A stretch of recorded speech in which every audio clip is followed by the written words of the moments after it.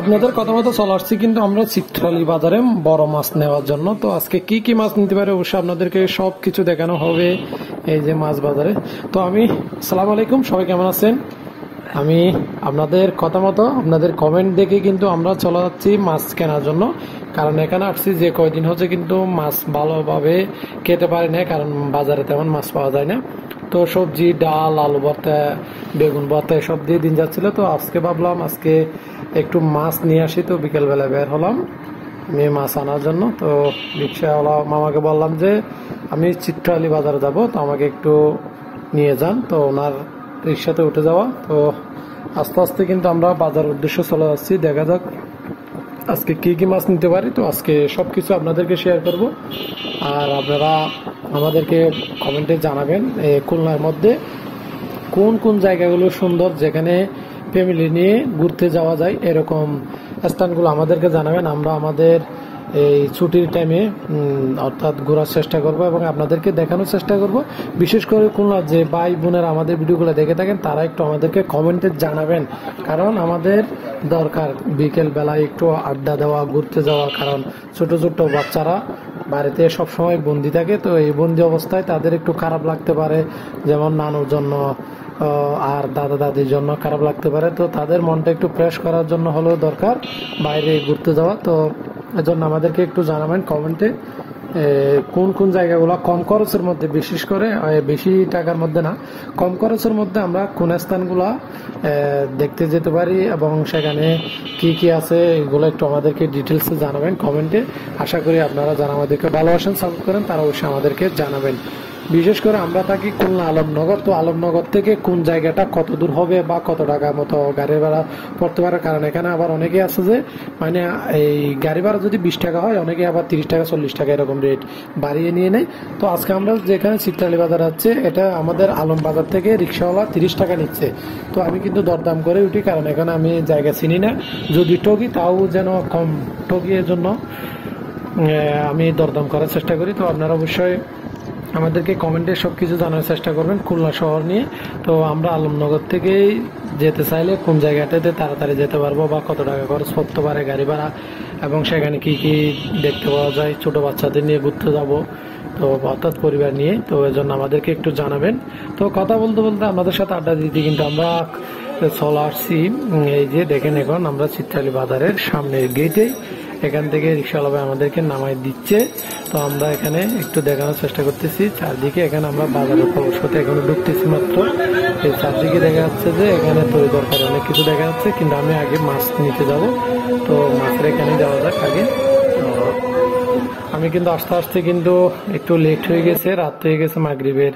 আমি একটা আসছিলাম এক কাজে, বাজার করতে যাবো ভাবছিলাম, মাঝপথে আর একটা কাজে চলে গেছে হুট করে।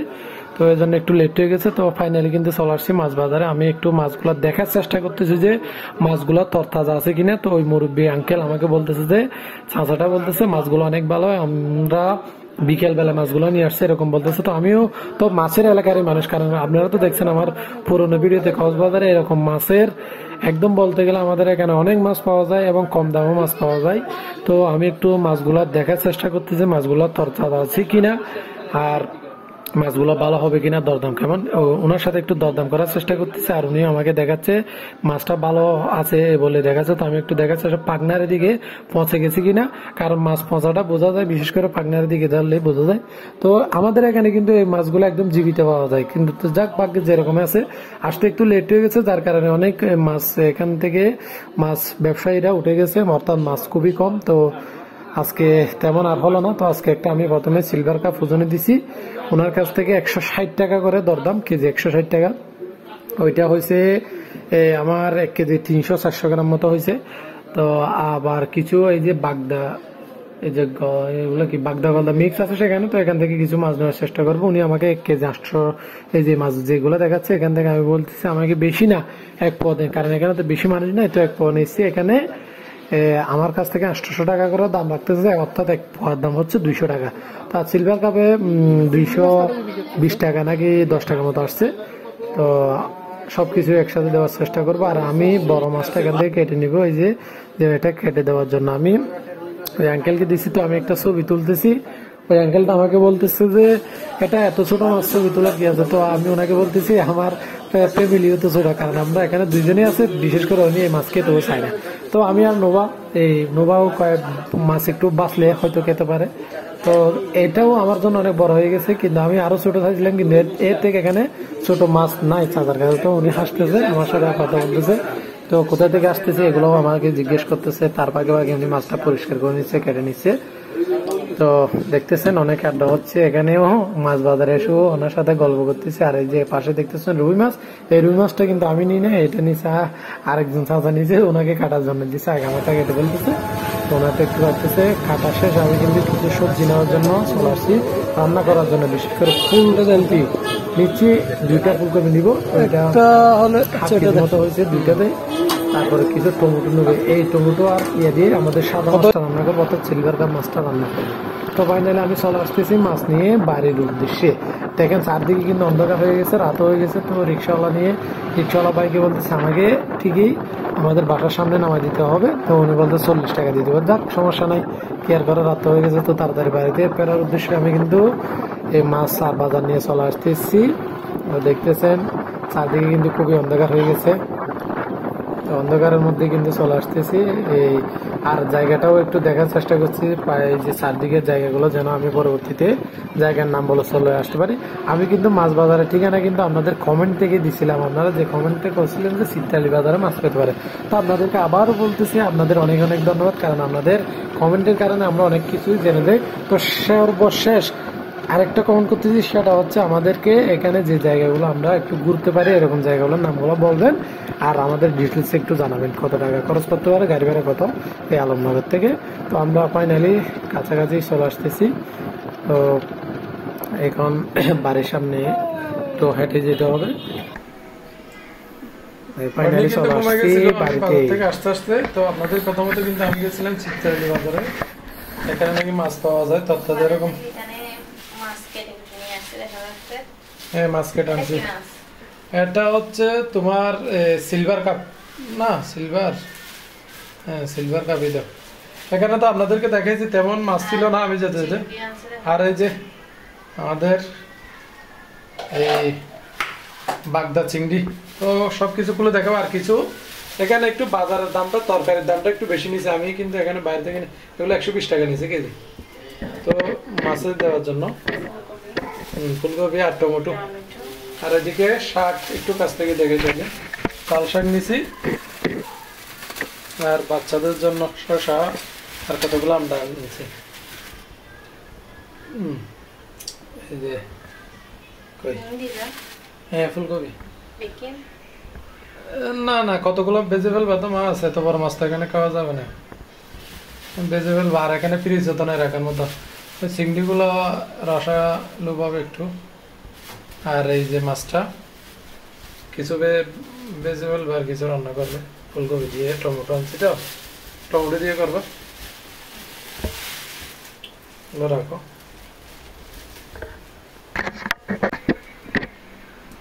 এমনি চিংড়ির দাম কিন্তু মোটামুটি ঠিক আছে। দেখেন এই যে চিংড়ি গুলো আমার থেকে নিচে কেজি 800 টাকা করে, তো আমি নিচ্ছি 1 পোয়া 200 টাকা। এই যে 1 পোয়া 200 টাকা দিয়ে নিছি। একটু পরিষ্কার করে হাতে এখানে রাখতেছে। আর আমি কিন্তু ওই যে সিলভার কাপ মাছ, সিলভার কাপটা সেখান থেকে কেটে আনছি, যেন এখানে কষ্ট আর ঝামেলা না হয়, কারণ বাচ্চা নিয়ে, ছোট ছোট বাচ্চা আছে তো খুবই ঝামেলা করে। ভালোভাবে পরিষ্কার করে নিচ্ছে। এমনি কি ওরে একটা এটা ঢুকে দিচ্ছে, আমি ধরি নাই তো হাতে।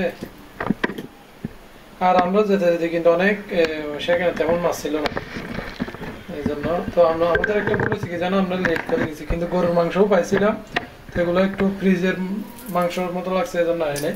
তো যদি কোনো শুক্রবারে সকালে যাইলে তাইলে পাওয়া যাবে তরতাজা।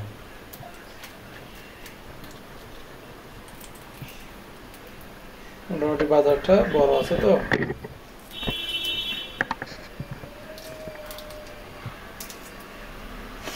ভালোভাবে পরিষ্কার করে এসছে।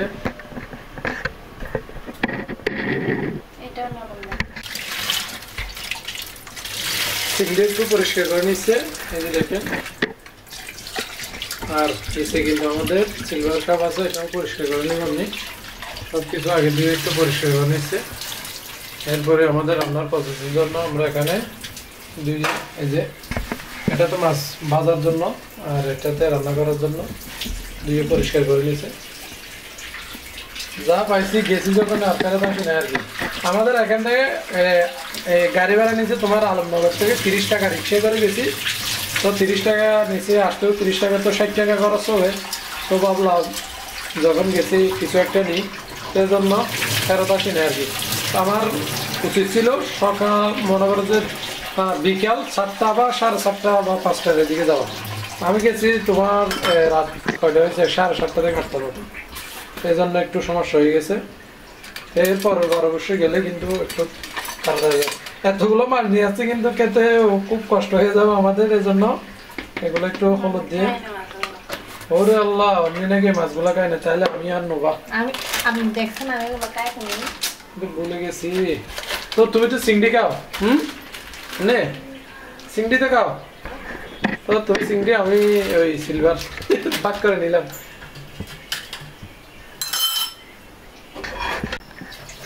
অর্নি বলতেছে এত মাছ কি করে খাবো, তো এই জন্য চিংড়িগুলো আমরা একটু সংরক্ষণে রেখে দিই। তো এখানে তো ফ্রিজ নাই, এই জন্য একটু হলুদ দিয়ে মাখিয়ে এভাবে নাকি রাখলে ভালো থাকবে। তো আজকে আর সকালে যদি আজকে রাত আর সকালে যদি আমরা এই যে সিলভার কাপ দিয়ে কোনো রকম খেয়ে ফেলি তাহলে এটা এরপরে রান্না করা যাবে। এই জন্য একটু হলুদ দিয়ে রাখতেছে দেখে। তো কারণ এখানে তো একটু সেফটি সহকারে আমাদের চলতে হবে, কারণ সংসারটাকে নতুনভাবে এখনো বোঝাচ্ছি। এই জন্য নরম হয়ে গেছে। আচ্ছা ঠিক আছে, কপালে যা আছে কি আর কালার একটু পরিষ্কার করে দেবো তাইলে ধুয়ে ভালোভাবে।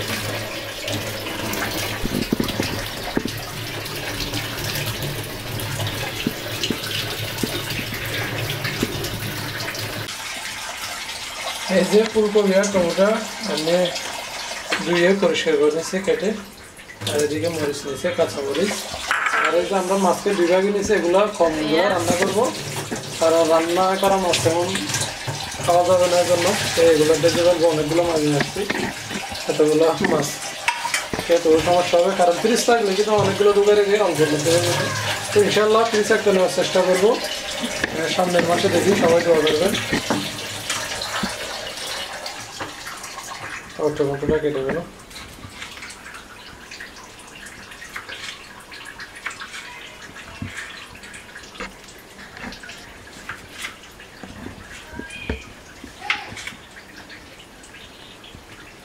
যে আমাদের চিংড়ি কিন্তু একটু হলুদ লাগাই নিয়েছে, কারণ চলো কিন্তু আগুন ধরে দিচ্ছে রান্নার জন্য। একটু তেল দিয়ে দিচ্ছে, দেখেন তেল দিয়ে দিচ্ছি আমি মাছ রান্নার জন্য তেল। আর নবো এদিকে কথা বলতেছে নানুর সাথে, নানু কল দিতে নাকি নবর নানু। তো আপনারা হয়তো মাছগুলো ভেজে নেওয়ার জন্য হলুদ আর লবণ মাখিয়ে দিচ্ছি মাছে। ও এটাই দিয়ে ভেজে ফেলবে? তো নোবা বলতেছে যে নাকি ও নাকি চলে যাবে। ও বলতেছে নানু আমি আসবো কাল। নানু তো বলতেছে হ্যাঁ নোবা তো কালকে চলে যাবে বলতেছে।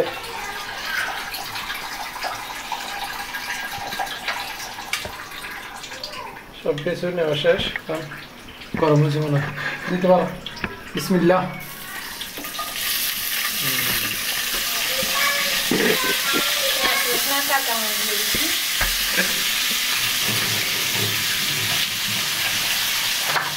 কি হয়েছে?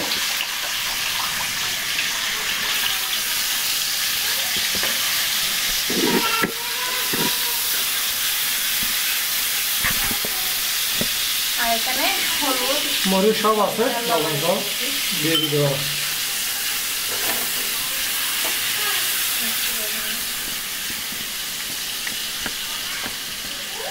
সব কিছু একসাথে দিয়ে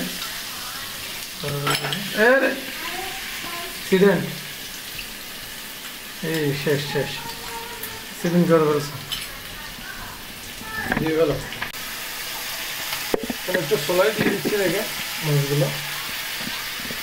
কড়াইতে দিচ্ছি, চুলায় দিচ্ছি না। আমার অনেক ভুল হয়ে যায়, কারণ এগুলো তো তোমার দায়িত্ব। হ্যাঁ, তো আমি তো তোমাকে আর করতে ভালো আছে। হ্যাঁ করতে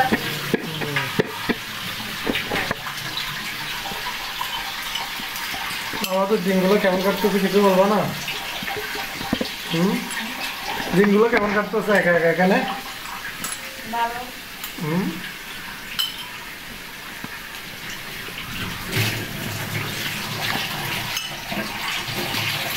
কিন্তু আমাদের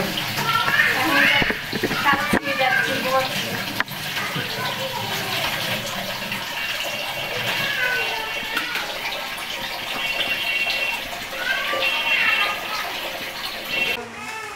তখন মাছ ভাজার জন্য একটু কড়াইতে তেল দিচ্ছে মাছগুলো ভেজে নেওয়ার জন্য। ইনসাফ কান্না করতে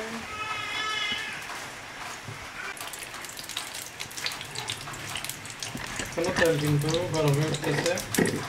গরম হয়ে যায় না? হয় না মানে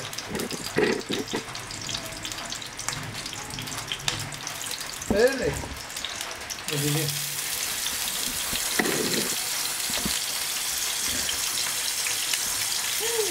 এই তেল উপরে আসছে, আগুন কমাই দাও, আগুন কমাই দাও বেশি।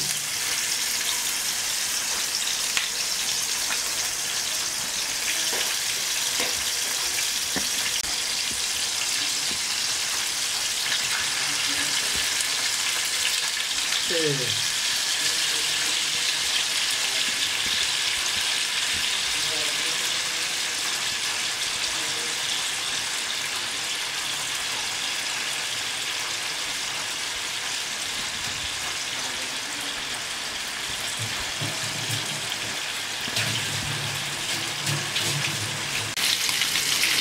এখন একটু একটু করে মাছগুলো লাল হয়ে আসতেছে, আর একটু ভালো হবে। আমি একবার চলতে দিচ্ছি মাছে।